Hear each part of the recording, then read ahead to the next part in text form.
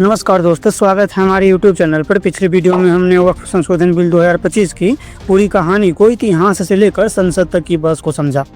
हमने जाना कि कैसे इस बिल ने देश भर में हलचल मचा दी और कैसे बीजेपी और विपक्ष के बीच सियासी जंग छिड़ गई। लेकिन अब ये कहानी एक नए मोड़ पर पहुँच चुकी है। अब ये कहानी सुप्रीम कोर्ट पहुँच चुकी है। जी हाँ, वक्फ संशोधन अधिनियम 2025 को मुस्लिम नेताओं, संगठनों और विपक्षी दलों ने सुप्रीम कोर्ट में चुनौती दी है।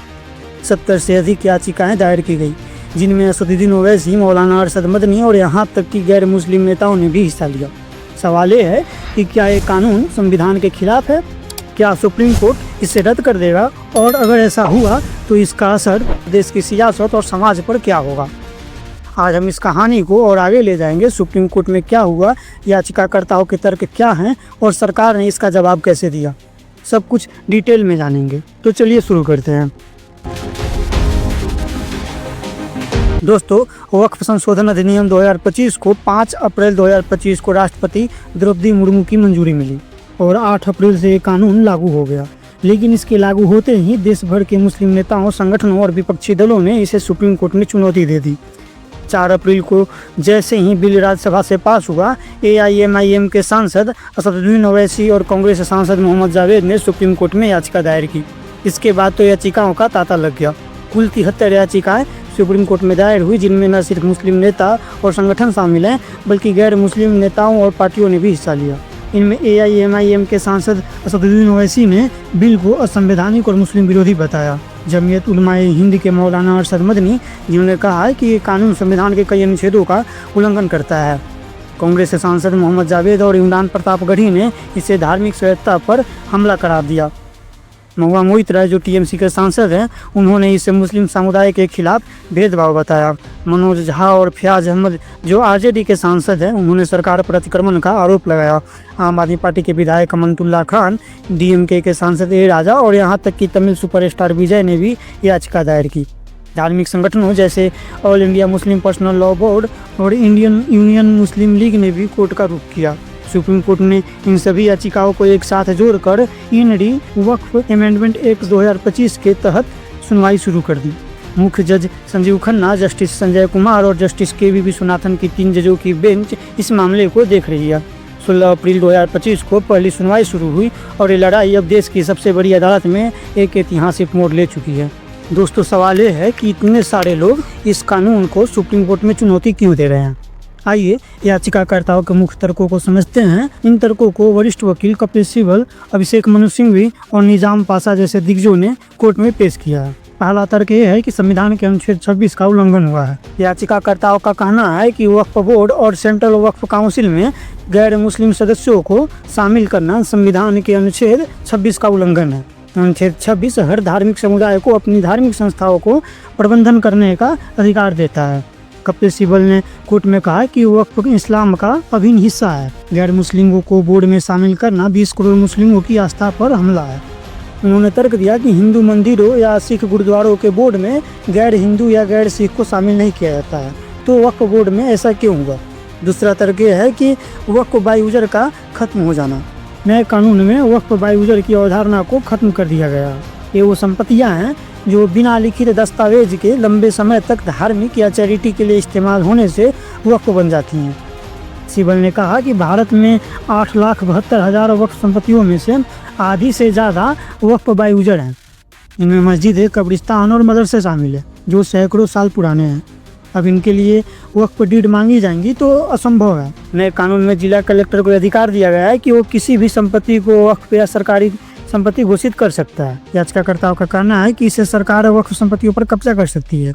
सिब्बल ने कहा कि यह सरकार को अपनी ही अदालत में जज बनने का अधिकार देता है। इस संविधान के अनुच्छेद 301 का उल्लंघन है। याचिकाकर्ताओं ने तर्क दिया है कि ये कानून मुस्लिम समुदायों के साथ भेदभाव करता है, जो संविधान के अनुच्छेद 14 के खिलाफ है। असदुद्दीन ओवैसी ने अपनी याचिका में कहा कि वक्फ इस्लाम का मूल हिस्सा है और इस पर सरकारी हस्तक्षेप अनुच्छेद 25 का उल्लंघन है। उन्होंने कहा कि ये कानून मुस्लिमों को दोयम दर्जे का नागरिक बनाता है। इन तर्कों ने सुप्रीम कोर्ट को सोचने पर मजबूर कर दिया, लेकिन सरकार ने भी अपने तर्क रखे। चलिए अगले सेक्शन में देखते हैं कि केंद्र सरकार ने क्या कहा। सुप्रीम कोर्ट में केंद्र सरकार की ओर से सॉलिसिटर जनरल तुषार मेहता ने पैरवी की। उन्होंने कहा कि वक्फ संशोधन अधिनियम 2025 का मकसद धार्मिक हस्तक्षेप नहीं है, बल्कि पारदर्शिता और सुशासन लाना है। आइए उनके मुख्य तर्क देखते हैं। पहला तर्क था कि वक्फ बोर्ड एक प्रशासनिक संस्था है। मेहता ने कहा कि वक्फ बोर्ड कोई धार्मिक संस्था नहीं है, बल्कि एक कानूनी और प्रशासनिक निकाय है जो संपत्तियों का प्रबंधन करता है। इसलिए इसमें गैर मुस्लिम सदस्यों को शामिल करना संविधान के खिलाफ नहीं है। उन्होंने कहा कि जैसे हिंदू धार्मिक ट्रस्ट में प्रशासनिक काम के लिए गैर हिंदू अधिकारी हो सकते हैं, वैसे ही वक्फ बोर्ड में गैर मुस्लिमों की नियुक्ति कोई नई बात नहीं है। मेहता ने तर्क दिया कि 1995 के एक्ट में भी वक्फ संपत्तियों का रजिस्ट्रेशन जरूरी था। वक्फ बाय-उजर को खत्म करने का मकसद फर्जी दावों को रोकना है। उन्होंने कहा कि जो संपत्तियां पहले से रजिस्टर्ड हैं उन्हें कोई खतरा ही नहीं है, लेकिन अगर कोई संपत्ति विवाद में है तो उसका मालिकाना हक जांचना जरूरी है। तीसरा तक जेपीसी की सिफारिशें थी। मेहता ने कहा कि बिल को पास करने से पहले ज्वाइंट पार्लियामेंट्री कमेटी ने 38 बैठकों में 29 लाख सुझाव और 98,20,000 मेमोरेंडम की जाँच की। उन्होंने कहा कि एक कानून देश भर के हितधारकों के बातचीत के बाद बनाया गया है। इसमें पसमानदा मुस्लिमों, शिया, सुन्नी, वोरा और आगा खानी समुदायों को प्रतिनिधित्व दिया गया है। मेहता ने आश्वासन दिया कि सरकार कोई भी वक्फ संपत्ति को डिनोटिफाई नहीं करेगी, खासकर उन संपत्तियों को जो पहले से कोर्ट द्वारा वक्फ घोषित है। उन्होंने कहा कि हम सुप्रीम कोर्ट के वंस ऑफ वक्फ ऑलवेज ऑफ वक्फ सिद्धांत का सम्मान करते हैं। मेहता ने कहा कि वक्फ बोर्ड में भ्रष्टाचार और कुप्रबंधन की शिकायतें थी। नए कानून से केंद्रीय पोर्टल, डिजिटल रजिस्ट्रेशन और हाई कोर्ट में अपील का प्रावधान लाएगा जो पारदर्शिता बढ़ाएगा, लेकिन सुप्रीम कोर्ट ने इस तर्कों पर कई सवाल उठाए। चलिए अगले सेक्शन में देखते हैं कि कोर्ट ने क्या कहा। सुप्रीम कोर्ट ने इस मामले को गंभीरता से लिया और कई अहम टिप्पणियां की। 16 और 17 अप्रैल 2025 को हुई सुनवाई में चीफ जस्टिस संजीव खन्ना ने कुछ ऐसे सवाल उठाए जिन्होंने सरकार को बैकफुट पर ला दिया। पहला था कि गैर मुस्लिमों की नियुक्ति पर सवाल। चीफ जस्टिस ने पूछा कि अगर वक्फ बोर्ड में गैर मुस्लिमों को शामिल किया जा सकता है तो क्या सरकार हिंदू धार्मिक ट्रस्ट में मुस्लिमों की शामिल करने की अनुमति देगी। कोर्ट ने वक्फ बाय-उजर को खत्म करने पर चिंता जताई। चीफ जस्टिस ने कहा कि 14वीं और 15वीं सदी में मस्जिदें बनी, तब कोई लैंड रजिस्ट्रेशन कानून नहीं था। अब आप सैकड़ों साल पुराने संपत्तियों के लिए डीड मांग रहे हैं, ये कैसे मुमकिन है। उन्होंने चेतावनी दी कि इससे हजारों वक्फ संपत्तियों का दर्जा खतरे में पड़ सकता है। सुनवाई के दौरान कोर्ट ने पश्चिम बंगाल के मुर्शिदाबाद और त्रिपुरा के उनाकोटी में बिल के खिलाफ हुई हिंसा पर नाराजगी भी जताई। चीफ जस्टिस ने कहा कि जब मामला कोर्ट में है तो हिंसा क्यों हो रही है, ये बहुत परेशान करने वाला है। 17 अप्रैल 2025 को सुप्रीम कोर्ट ने कुछ आदेश भी दिए। वक्फ संपत्तियों का दर्जा नहीं बदला जाएगा। कोर्ट ने कहा कि कोई भी वक्फ संपत्ति चाहे वह वक्फ बाय-उजर हो या डीड से बनी हो, उसे डिनोटिफाई नहीं किया जाएगा। नए कानून के तहत सेंट्रल वक्फ काउंसिल या राज्य वक्फ बोर्ड में कोई नई नियुक्ति नहीं होगी, खासकर गैर मुस्लिम सदस्यों की। केंद्र सरकार को 7 दिनों के भीतर अपना जवाब देना होगा और याचिकाकर्ताओं को 5 दिनों में जवाब देना होगा। कोर्ट ने अगली सुनवाई की तारीख 5 मई 2025 को तय की है। कोर्ट ने भी साफ किया है कि वो पूरे कानून पर रोक नहीं लगाएगा, क्योंकि इसमें कुछ सकारात्मक प्रावधान भी हैं, लेकिन इन आदेशों ने मुस्लिम समुदाय को थोड़ी राहत जरूर दी है। दोस्तों, ये सिर्फ कानून की लड़ाई नहीं है, ये देश के सामाजिक और सियासी ताने बाने से जुड़ा मसला है। आइए देखते हैं कि इस लड़ाई का असर क्या हो सकता है। वक्फ बिल पहले ही हिंदू मुस्लिम ध्रुवीकरण का कारण बन चुका है। अगर सुप्रीम कोर्ट इस कानून को रद्द करता है तो बीजेपी इससे मुस्लिम तुष्टीकरण बताकर हिंदू वोटों को एकजुट करने की कोशिश कर सकती है। वहीं अगर कानून बरकरार रहता है तो मुस्लिम समुदाय में नाराजगी बढ़ सकती है। वक्फ बोर्ड के पास 9,40,000 एकड़ जमीन है, जिसकी कीमत 1,20,000 करोड़ रुपए है। अगर वक्फ बाय-उजर को बहाल नहीं किया गया तो हजारों मस्जिदें, कब्रिस्तान और मदरसे खतरे में पड़ सकते हैं।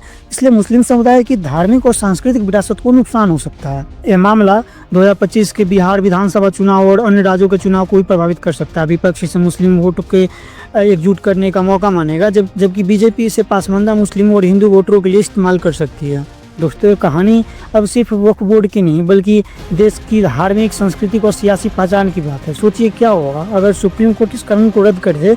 क्या बीजेपी इसे अल्पसंख्यक तुष्टीकरण बताकर नया नैरेटिव बनाएगी, या अगर कानून बरकरार रहा तो क्या मुस्लिम समुदाय इससे अपनी हार मानेगा। आप क्या सोचते हैं, क्या सुप्रीम कोर्ट का फैसला देश को एकजुट करेगा या और बांट देगा। कमेंट में अपनी राय जरूर बताएं। तो दोस्तों, ये थी वक्फ संशोधन बिल 2025 की कहानी का अगला चैप्टर। सुप्रीम कोर्ट में ये लड़ाई अब अपने चरम पर है और 5 मई को सुनवाई में क्या होगा ये देखना बाकी है। अगर ये वीडियो आपको पसंद आए तो लाइक करें, शेयर करें और चैनल को सब्सक्राइब करना ना भूलें। मिलते हैं अगले वीडियो में, तब तक के लिए धन्यवाद।